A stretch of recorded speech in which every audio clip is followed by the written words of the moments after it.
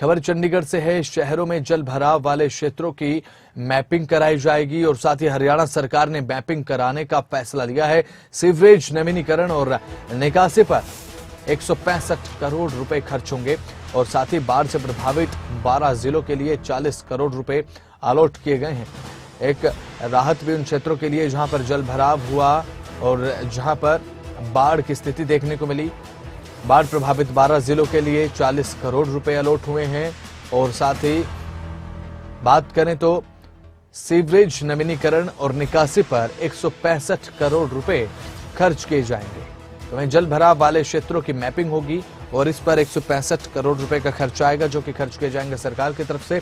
Haryana state head Jitendra Chaudhary phone line पर आ चुके हैं ज्यादा जानकारी के साथ। जितेंद्र, सरकार अब सीवरेज नवीनीकरण और निकासी पर ध्यान दे रही है और साथ ही बाढ़ प्रभावित क्षेत्रों को भी एक राहत राशि जो है वो दी जाएगी 40 करोड़ रुपए के रूप में। किस तरीके से इसे देखते हैं आप? आने वाले समय में क्या फायदा मिलेगा?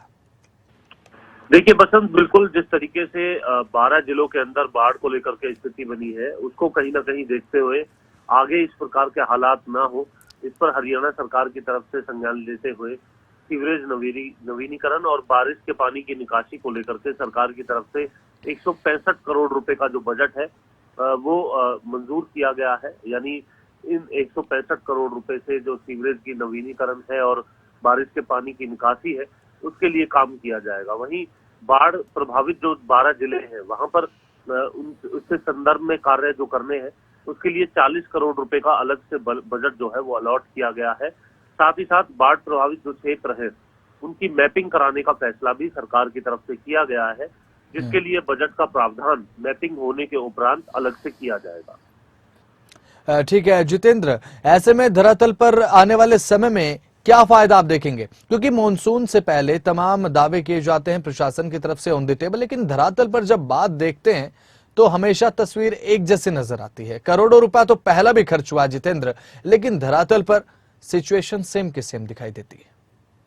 देखिए बिल्कुल, अब जिस प्रकार से मैपिंग की जाएगी, इसको लेकर के जो काम सीवरेज को लेकर के काम है, या फिर जो बाढ़ प्रबंधन को लेकर के जो 40 करोड़ रुपए का बजट है, इससे सीधे तौर पर आने वाले समय में इस प्रकार की चुनौती ना हो, कम से कम इस बात को सुनिश्चित करने का काम जो है वो सरकार की तरफ से किया जाएगा। साथ ही मैपिंग के जरिए ये भी देखा जाएगा कि कितना बड़ा क्षेत्र जो है वो बाढ़ से प्रभावित हो सकता है और उसमें किस तरीके से कमी लाई जा सकती है।